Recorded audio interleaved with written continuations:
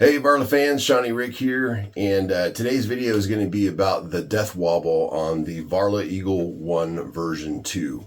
And if you don't know what the death wobble is yet, I'm going to explain it to you, and it can be super scary and very sketchy while you're riding above 30 miles an hour. When I first bought my scooter, and I've heard this from other riders as well, the steering is great. It feels really good on the road. You don't get no wobble, no vibrations, and it just feels smooth. And it's awesome. I've even made videos on how smooth this scooter is. So I stowed it away for the winter, brought it out. Of course, I do all my safety checks, made sure everything was good, everything was fantastic on it. I took it out recently for work on a nice day, and I finally got to experience what the death wobble is all about. And it is very scary and very sketchy. When it did happen, I was okay, nothing happened, I didn't spill or anything, but I definitely wanted to see what was creating that while I was still riding to work. So I tried different things, such as like squeezing just the rear hub brake to see if engaging that only would help, because it only seemed to do the death wobble when I was braking and above 30 miles an hour. Just squeezed the rear brake,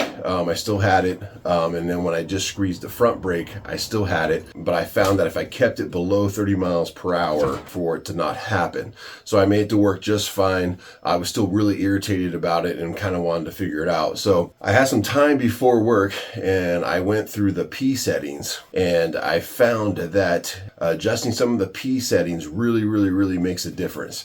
And so I did that, and then on the way home from work, my ride was much more stable, and I felt more confident, and the scooter did not wobble hardly at all, if any. So I wanted to share that with you today in this video, and I wanted to show you how to adjust your P settings, because I'd really hate for one of you to spill or have a horrible accident on one of these things because of the death wobble, which, by the way, talking to Varla, and Varla definitely is working on a demo version or prototype of a steering damper for this version. So without further ado, let's get started.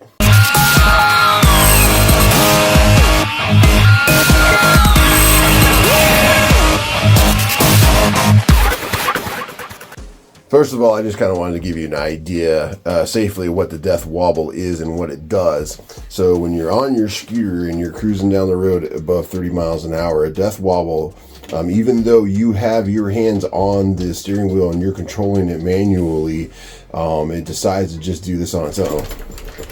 And it'll jerk on you like this uncontrollably and sway. And so then when you're going that fast, and yeah, you can brake, but then sometimes it even gets worse, and it gets worse, and it does this, and it goes all crazy like that.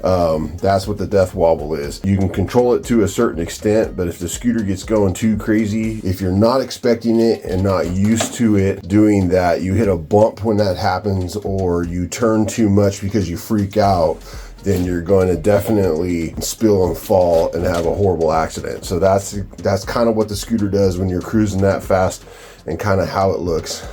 But let's go ahead now, go over the P settings that you can adjust that I found that have definitely helped. All right, so let's go ahead and turn on the Varla Eagle 1 version 2. And then let's get into the P settings, and how you're going to do that is you're going to hold down the plus and the minus sign.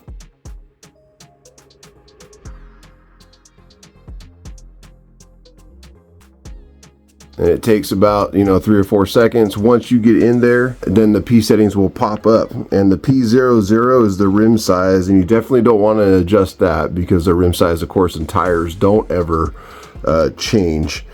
But let's scroll down to P1. P1, of course, is battery voltage. Should always stay where it's supposed to, which is 52. Your P2 is the number of magnetic poles. Definitely don't want to mess with that. That stays at 30. P3, of course, is the speedometer units. Depending on what country you're in, you're either going to want it kilometers per hour or miles per hour. Start mode, P4. 0 is zero start, 1 is kick to start. Zero start is basically it starts with the throttle. Kickstart would be like if you want to start it with your foot. I've done kickstart before. I hate it, but I figured I would just mention that in this video. Cruise control I've never used. I like full control over my throttle and my speed. I don't ever use it. P6 is start strength. For me, the start strength is pretty weak. I'm also a big dude and a big rider. You can adjust it from 0 to 5, at 5 being the strongest, 0 being the weakest in the manual. The start strength for me needs to be a 2, which I like it just taking off real quick for me. So I adjusted that with dealing with the death wobble, and then the power level, of course, default is 80. Now the most important one that I adjusted that really helped is the brake level, P8. 0 is weak and then 2 is the strongest. So what I did is I put it at 1. And basically what this does is it allows the motors to slow you down for you instead of it being more of just brakes only slowing you down. And so having it 1 really helped the wobble. And the reason why is because it helps the motor to stay engaged as soon as you lay off that throttle, which I then in theory think is why it creates less of a wobble, or not as free flowing for when you brake. It keeps the wheel from freewheeling so much that the wheel itself feels like it has more control, and then when you apply your brakes you can stop even better. However, here's the thing, when you adjust this and you let off the throttle, there's a huge pull that happens. It can be kind of a difference for when you're braking. Like before, when it was just at 0, it stops for you. So as soon as you release off of that throttle, it's like you braking, and it could be a little bit to get used to. You kind of got to adjust your body a little bit, because when you let off that throttle now, it's kind of braking for you, and it slows down pretty good. So you got to get used to that. Test it out first and test how it feels before you get on the road with this setting. This allows the scooter to have more control, therefore it keeps the motor engaged better. So once I adjust this to P1 and I went out onto the road and went above 30 miles an hour, you have way more control. You don't feel the wobble hardly at all, if any. I like it. I think it's better, and it has corrected the issue almost about 85 to 90%. Definitely am still gonna get a steering damper for this. I hope this helps you. Make sure that you set this, you just hold down the plus and minus again for a while until it goes back to your screen. Then you have activated the new settings for your scooter. All right guys, and remember, as always, dress for the slide, not the ride. This is Shawnyrick signing off.